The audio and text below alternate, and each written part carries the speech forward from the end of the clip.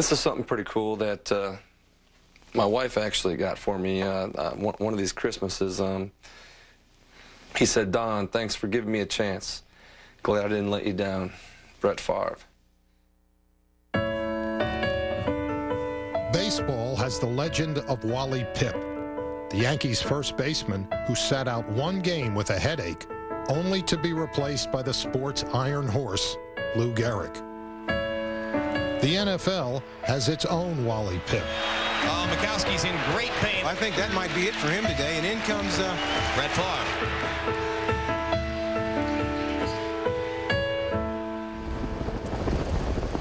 For nearly 2 decades, the Green Bay Packers couldn't escape the shadow of Vince Lombardi. Dan Devine won a division once, but they just didn't have a winning record.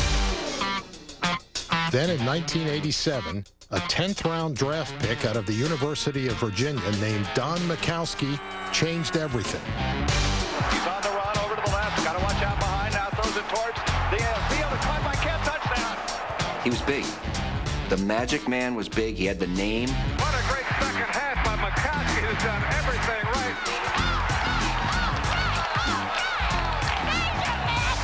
No one looked better in a football uniform than Don Majkowski. He had the long blonde hair going, always had the really nice wristbands, his socks were pulled up perfectly. I actually have video footage of him when he was probably 12, kind of adjusting his hair and his uniform. It's kind of like Charlie Sheen's character in Major League. I'm not as conventional as you may have liked. I'm not going to do things the way you draw it up on the board. And like the Wild thing, there was no taming Majkowski on or off the field. Being a starting quarterback back then, a little more free-spirited, and to commit to marriage at that young age, was a difficult decision. I remember Don.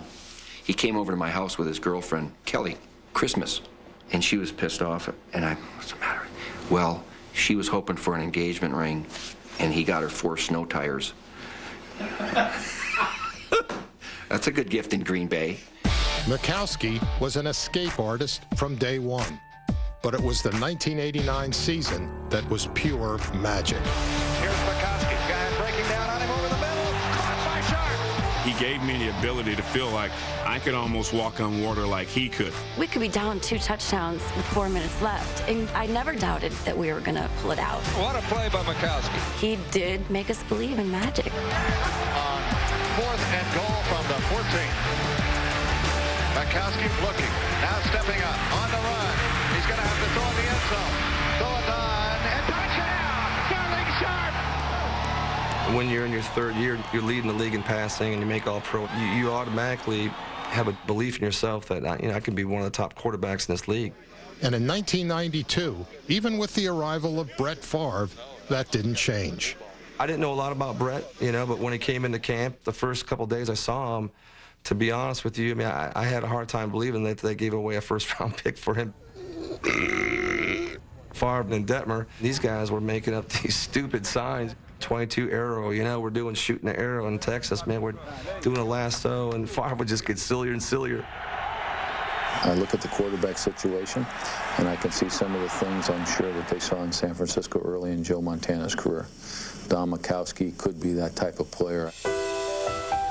Everything changed on September 20th, 1992. And Majkowski is down and hurting, Max. He is hurting. Somehow he got his leg twisted, and he is hurting. When he went down, I was up in the press box going, oh, my God, because he was our guy. And then we got Brett Favre, who was like raw, really raw, and under-practiced. And I'm going, oh, my God, here we go. All right, well, you got a minute 7. You still got a chance. If you score a touchdown and an extra point, you could win it. What followed was the birth of one career and, in a sense, the end of another.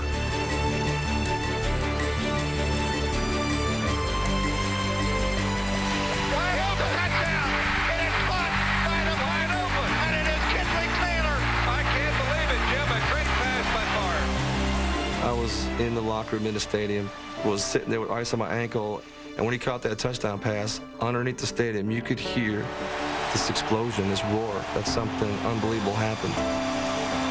And the Packers win it 24-23. How about that? Good evening, everyone. History tonight. Quarterback Brett Favre starts his 200th consecutive game.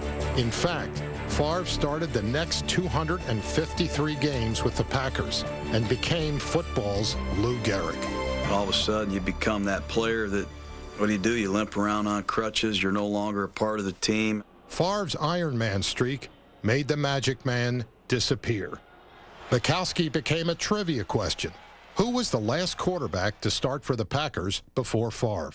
This is a picture of my son, Bo. We dressed him up for Halloween when he was about a year. So we decided we were going to get, a Don Majkowski outfit. Well, there weren't any. It was initially a number 4 jersey, so we had to kind of camouflage a spray paint over the number 4 and paint a number 7 over it.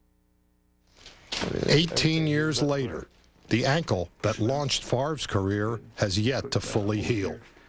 I've had 11 surgeries post-playing career. That ankle injury that I suffered in 1992 eventually led to very serious ankle conditions. For a year, he tried to walk on it bone on bone. He really spent probably 70–80% of the day in bed. He said, I want to talk to a doctor about amputation. I was pretty miserable for a lot of years, so I'm finally healed up a little bit now. I had some great surgery.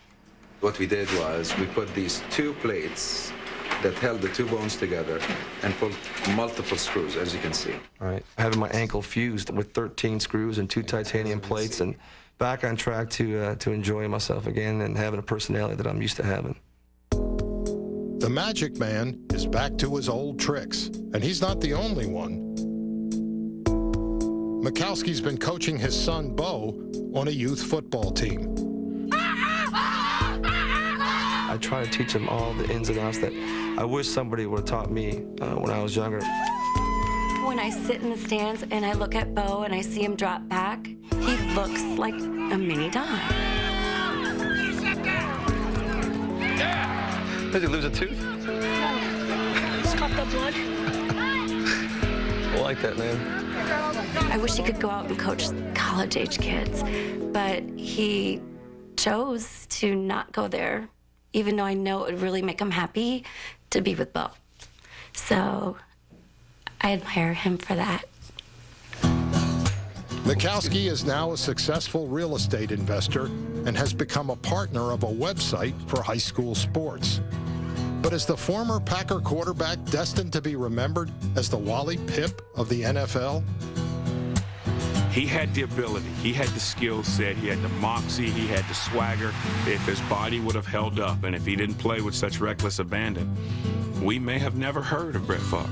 When I go back there for a game to this day, they didn't forget a thing, and they still appreciated everything you did for them during those times where we brought back some excitement to Packer Nation. So for people outside of Wisconsin who aren't true Packer fans, they will remember me as the last guy to start at quarterback before Brett Favre. And you know what?